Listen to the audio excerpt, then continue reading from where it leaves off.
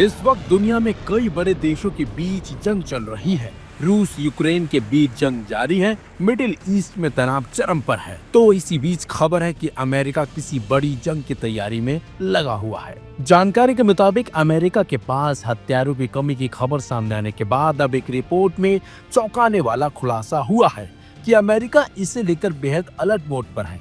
अमेरिकी अखबार wall street journal ने हाल ही में अपनी एक रिपोर्ट में बताया है कि पेंटागन ने कुछ अहम मिसाइलों के प्रोडक्शन को दोगुना चौगुना करने के आदेश जारी कर दिए हैं। रिपोर्ट में कहा गया है कि अमेरिका चीन के साथ संभावित जंग को देखते हुए यह कदम उठा रहा है। रिपोर्ट के मुताबिक चीन के साथ संभावित भावी संघर्ष को देखते हुए पेंटागन अपने मिसाइल सप्लायर से उत्पादन दर को दोगुना चौगुना करने की बातचीत लगातार कर रहा है।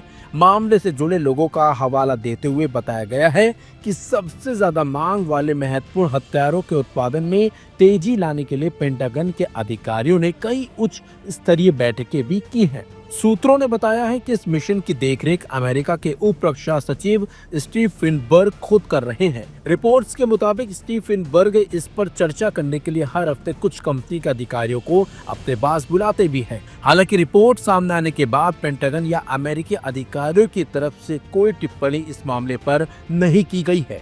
जबकि इससे पहले बीते जुलाई महीने में अमेरिका ने अपने हथियारों के भंडार में कमी को लेकर चिंता जताते हुए यूक्रेन को कुछ हथियारों की आपूर्ति रोक दी थी। व्हाइट हाउस के प्रवक्ता एना केली ने एक बयान में कहा था कि हमारे देश के सैन्य सहयोग और दुनिया भर के अन्य देशों को दी जाने वाली सहायता की समीक्षा के बाद अमेरिका के हितों को सर्वोपरि रखने के लिए यह निर्णय लिया गया है।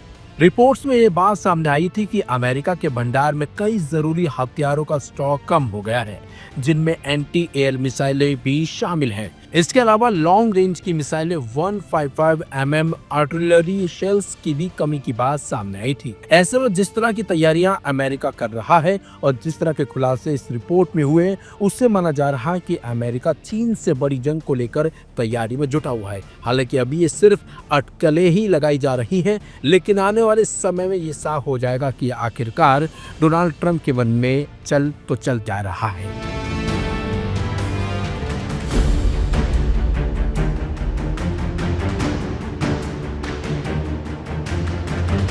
गाजा में जारी संघर्ष के बीच ब्रिटेन, फ्रांस, कनाडा समेत कई देशों ने फिलिस्तीन को एक राष्ट्र के रूप में मान्यता दे दी है, जिसकी वजह से पहले ही इजराइल की नींदें उड़ी थीं। अब एक ऐसी खबर सामने आई है जो इजराइल के पीएम नेतन्याहू को बेचैन कर देगी। दरअसल ब्रिटेन, फ्रांस, कनाडा के इस फैसले से अमेरिका और इजराइल ज्यादा खुश नजर नहीं आ रहे हैं, क्योंकि इजराइल के पीएम नेतन्याहू ने इस फैसले के लिए इन देशों की कड़ी निंदा की थी।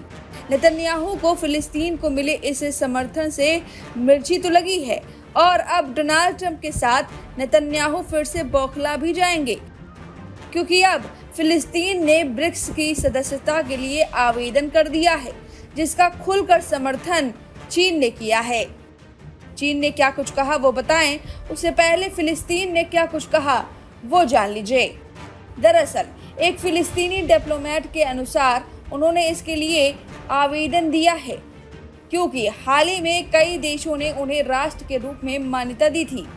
पीटीआई की रिपोर्ट के मुताबिक रूस में फिलिस्तीनी राजदूत अब्दुल हाफिज नौफल ने कहा, फिलिस्तीन ब्रिक्स की पूर्ण सदस्यता प्राप्त करना चाहता है।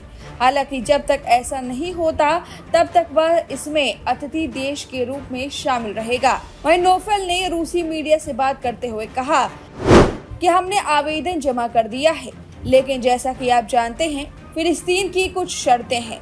मेरा मानना है कि फिलिस्तीन इस संगठन में अतिथि के रूप में तब तक शामिल रहेगा जब तक कि शर्तें उसे पूर्ण सदस्य बनने की अनुमति नहीं देंगी। हमें अभी तक कोई प्रतिक्रिया नहीं मिली है। हालांकि अब इस आवेदन पर चीन का रिएक्शन सामने आ गया है। दरअसल चीन ने ब्रिक्स में शामिल होने के लिए फिलिस्तीन द्वारा किए गए आवेदन का स्वागत किया है। चीनी विदेश मंत्रालय के प्रवक्ता गुओ जियाकुन ने कहा, बीजिंग ब्रिक्स समूह में और अधिक समान विचारधारा वाले भागीदारों का स्वागत करने के लिए तैयार हैं। गुओ ने आगे कहा, ब्रिक्स उभरते बाजारों और विकासशील देशों के बीच में सहयोग का एक महत्वपूर्ण मंच है और अंतर्राष्ट्रीय संबंधों में बहुध्रुवीयता और अधिक लोकतंत्र के लिए प्रोत्साहन प्रदान करता है। इस मंच को ग्लोबल साउथ के देशों द्वारा व्यापक मान्यता प्राप्त है। हम ब्रिक्स सहयोग में और अधिक समान विचारधारा वाले भागीदारों का स्वागत करते हैं और एक अधिक न्याय संगत एवं समतापूर्ण अंतर्राष्ट्रीय व्यवस्था के लिए मिलकर काम करते हैं। अब आपको बता दें कि ब्रिक्स समूह में मूल रूप से ब्राजील, रूस, भारत, चीन और दक्षिण अफ्रीका शामिल थे।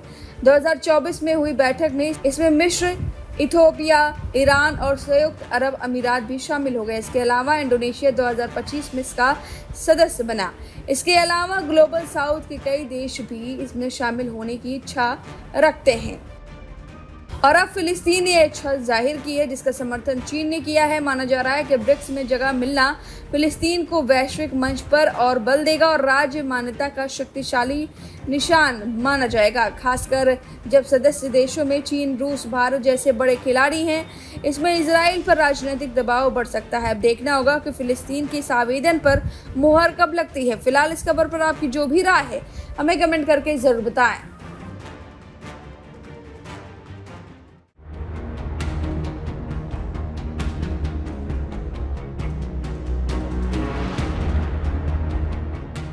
गाजा में जारी युद्ध के बीच फिलिस्तीनी नेतृत्व के अंदर बड़ा टकराव सामने आया है। फिलिस्तीनी प्राधिकरण के राष्ट्रपति महमूद अब्बास ने संयुक्त राष्ट्र में हमास से हथियार डालने और फिलिस्तीनी अथॉरिटी को नियंत्रण सौंपने की अपील की है, लेकिन हमास ने इसे सिरे से खारिज करते हुए अब्बास पर बाहरी दबावों के आगे झुकने का आरोप लगाया है। संयुक्त राष्ट्र महासभा में बोलते हुए फिलिस्तीनी अथॉरिटी के प्रमुख महमूद अब्बास ने पहली बार सार्वजनिक रूप से कहा कि अब समय आ गया है कि हमास अपने हथियार डाल दे और गाजा में नियंत्रण फिलिस्तीनी प्राधिकरण को सौंप दे।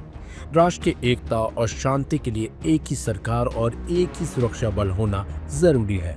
हम युद्ध खत्म होने के 1 साल के अंदर चुनाव कराएंगे। वहीं अब्बास के इस बयान से हमास तिलमिला गया है। संगठन के वरिष्ठ नेता इज्जत अल रिस्क ने इसे बाहरी दबावों के आगे आत्मसमर्पण करार देते हुए तीखी प्रतिक्रिया दी है। उन्होंने कहा कि अब्बास जनता के अधिकारों को छीन रहे हैं, केवल प्रतिरोध ही आजादी ला सकता है और हम अपने हथियार नहीं डालेंगे। यह वक्त हथियार डालने का नहीं बल्कि अपने हथियारों की रक्षा का है। अब्बास फिलिस्तीनी जन भावना के खिलाफ जा रहे हैं।